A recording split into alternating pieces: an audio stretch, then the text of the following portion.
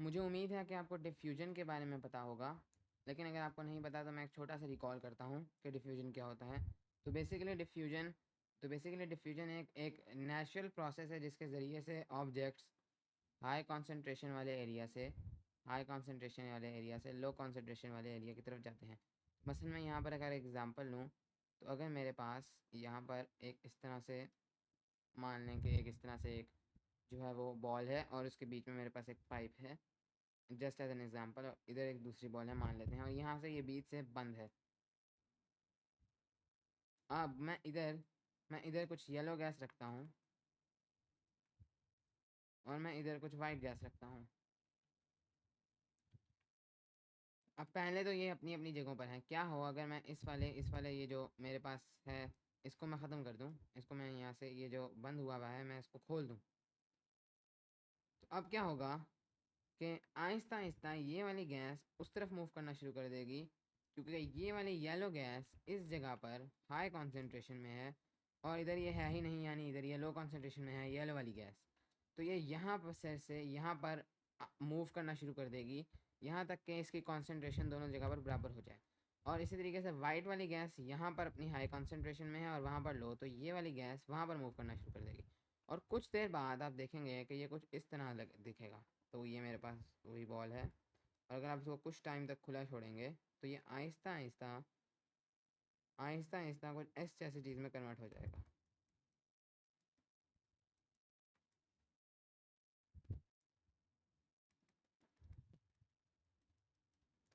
अब आप देखेंगे कि दोनों गैसें बिल्कुल एक दूसरे में मिल चुकी हैं, और हर जगह पर यहाँ पर भी वो बराबर, यहाँ पर भी वाइट गैस जितनी यहाँ पर है उतनी ही यहाँ पर है, उतनी ही यहाँ पर है, जितनी यहाँ पर येलो गैस है, जितनी यहाँ पर येलो गैस है उतनी ही यहाँ पर है। तो यहाँ पर अब कॉन्सेंट्रेशन बराबर हो गई है, और अब हमारे पास डिफ्यूजन के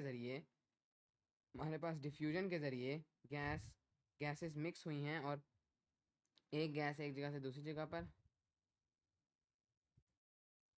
एक गैस एक जगह से दूसरी जगह पर, और दूसरी गैस उसी जगह से दूसरी जगह पर आ चुकी है। तो अब हमने डिफ्यूजन को हल्का सा रिकैप कर लिया है। अब यहाँ पर जो मैंने चीज़ डिपिक्ट की है, आप ज़रा इसको देखें। यहाँ पर मेरे पास एक ट्यूब है और यहाँ पर मेरे पास ये दो रुइयाँ हैं, दो वूल्स हैं। इस वूल में इस वूल को मैंने हाइड्रोक्लोरिक एसिड में डिप किया है, यानी HCl की एक्वस फॉर्म में मैंने इसको डिप किया है। और इस वाली वूल को मैंने अमोनिया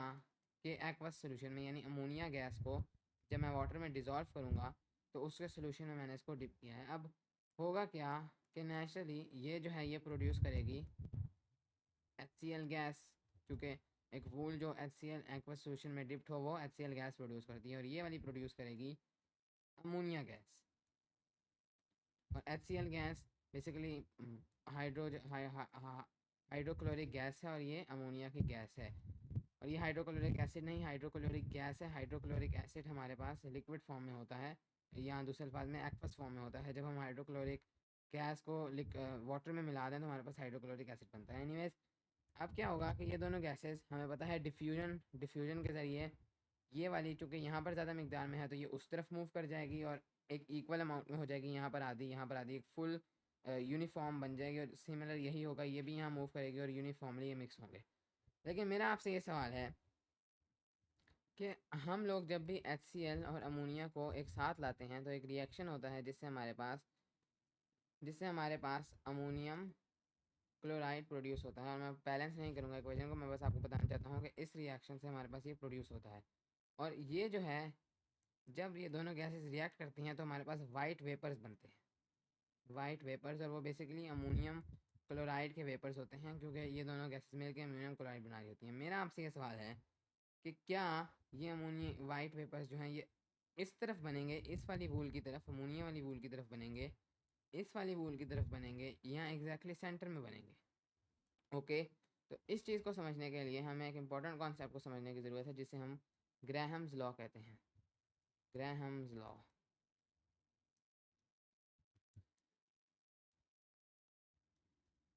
तो बेसिकली चलें इसी इसी एग्जांपल पे चलते हैं। तो अब होगा क्या? अब अगर आप एक चीज़ देखें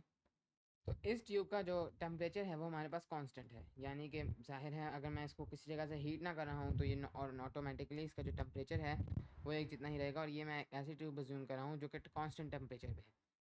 अब अगर आप एक चीज़ नोट करें, इन दोनों का टेम्परेचर कांस्टेंट है और हम लोग जानते हैं कि temperature is directly proportional to the kinetic energy. तो बेसिकली इन दोनों की अगर हम एक अप्रॉक्सीमेशन लगाएं तो HCl की जो काइनेटिक एनर्जी है, तो HCl के एक मॉलिक्यूल की जो काइनेटिक एनर्जी है तो half mv² m of HCl molecule और वेलोसिटी, तो मैं HCl के मॉलिक्यूल को a से डिनोट कर देता हूँ, और वेलोसिटी ऑफ a, तो a है हमारे पास HCl का molecule, that is equal to the kinetic energy of B, और B मैं यहाँ पर कह रहा हूँ कि वो अमोनिया का मॉलिक्यूल है। चूँकि दोनों का टेम्परेचर सेम है, क्योंकि ट्यूब के अंदर दोनों गैसेस का टेम्परेचर तो सेम है, तो चूँकि दोनों का टेम्परेचर तो सेम है तो हमारे पास इन दोनों की काइनेटिक एनर्जी भी सेम होगी इसके एक एक मॉलिक्यूल की। और यहाँ पर ये थोड़ी सी अप्रॉक्सीमेशन है क्योंकि हमारे पास basically average kinetic energy same होगी, तो एक अप्रॉक्सीमेशन के तौर पर हमारे पास दोनों की हम कह सकते हैं कि काइनेटिक एनर्जी सेम है एक एक मॉलिक्यूल की, तो दोनों का टेम्परेचर सेम है। अब अगर आप एक चीज़ देखें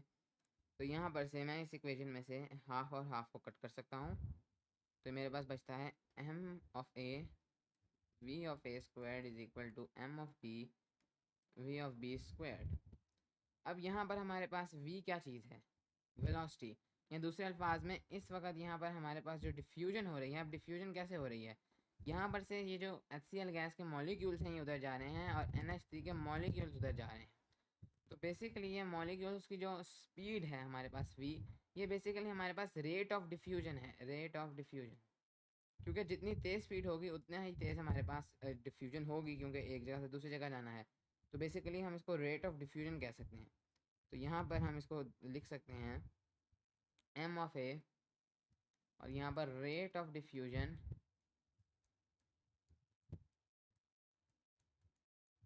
of a molecule square is equal to m of b, और rate of diffusion of b square.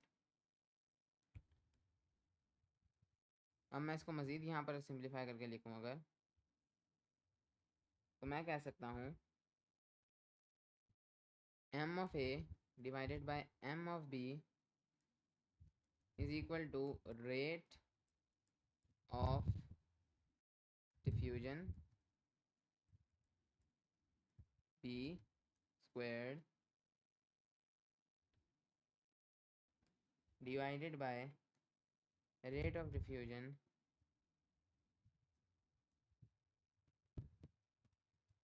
Of a squared.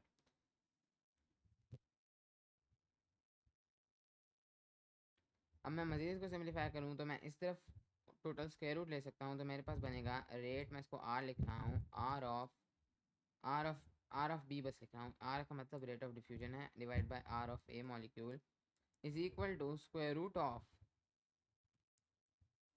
Of m of a divided by m of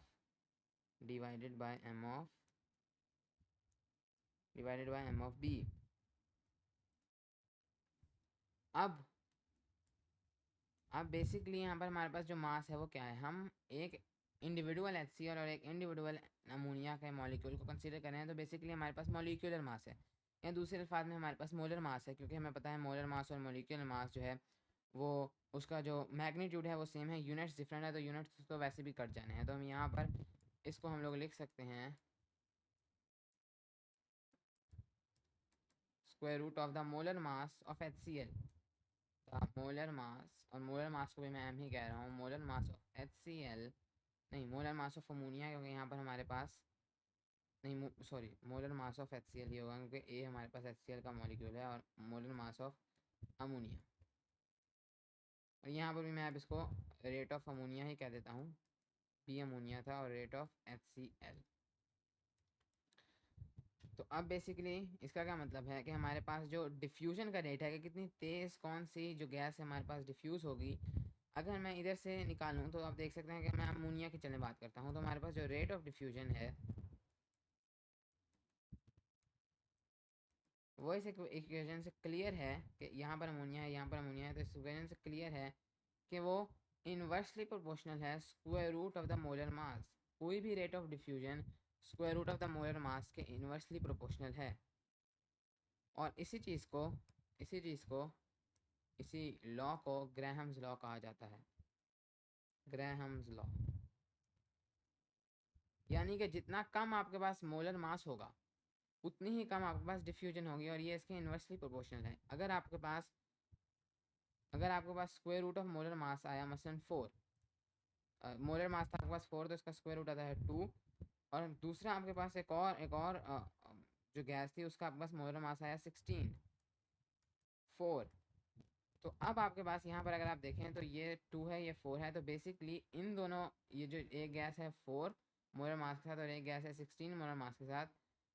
16 वाले का जो रेट ऑफ डिफ्यूजन होगा वो इसके 2 टाइम्स होगा, इस वाली गैस के 2 टाइम्स होगा, क्योंकि इन दोनों का स्क्वायर रूट आप देख सकते हैं कि ये एक दोनों को 2 टाइम्स है। तो बेसिकली इससे हम इस चीज़ का जवाब दे सकते हैं कि हमारे पास जो वाइट पेपर्स हैं वो किस साइड पे प्रोड्यूस होंगे, क्योंकि जाहिर है वाइट पेपर्स उसी साइड पे प्रोड्यूस होंगे, उस साइड पर प्रोड्यूस होंगे जिस तरफ रेट ऑफ डिफ्यूजन कम होगा। मसलन मानते हैं फॉर एग्जांपल NH3 का कम है फॉर एग्जांपल, तो यहाँ पर अभी गैस इधर बीच तक पहुँची ही नहीं होगी, लेकिन HCl यहाँ तक पहुँच जाएगा, क्योंकि HCl का उस केस में इसके बनिस्बत ज़्यादा होगा, तो इस तरफ हमारे पास बन जाएंगे। अगर हमारे पास HCl का कम है तो फिर इस तरफ बनेंगे, क्योंकि अभी HCl यहाँ पहुँचा ही नहीं होगा, अमोनिया पहुँच जाएगा और यहाँ पर रिएक्ट होकर बबल्स बन जाएंगे। अब हम लोग देखते हैं कि किसका रेट ऑफ डिफ्यूजन ज़्यादा है। तो यहाँ पर अगर हम लोग नीचे जाएँ तो यहाँ पर मैं बना देता हूँ। अब हमारे पास जो HCl का मोलर मास है वो कितना है, तकरीबन 1 ग्राम प्लस 35.5 ग्राम तकरीबन, तो 36.5 ग्राम्स। और 36.5 ग्राम्स जिसको मैं अप्रॉक्सीमेटली करके 36 ग्राम्स लिख देता हूँ, तो इसका मेरे पास तकरीबन जो स्क्वायर रूट है वो आने वाला है तकरीबन 6 स्क्वायर रूट ऑफ ग्राम। और यहाँ पर जाकर मेरे पास जो अमोनिया है उसका मेरे पास कितना होगा मोलर मास, तो वो तकरीबन होगा 14 grams plus 3 grams is equal to 17 grams. और इसका तकरीबन अगर आप, मैं इसको अप्रोक्सीमेटली 16 ग्राम्स लिख देता हूँ जस्ट फॉर क्लैरिटी, क्योंकि यहाँ पर मैंने इसको कम किया था तो मैं इसको भी हल्का सा कम तो कर ही सकता हूँ, हल्का फुल्का ही डिफरेंस आएगा। तो 4 ग्राम्स तकरीबन कुछ 4 स्क्वायर रूट ऑफ ग्राम्स, तो तकरीबन कुछ आप देख सकते हैं कि अब यहाँ पर जिसका ये मोलर मास का स्क्वायर रूट ज़्यादा होगा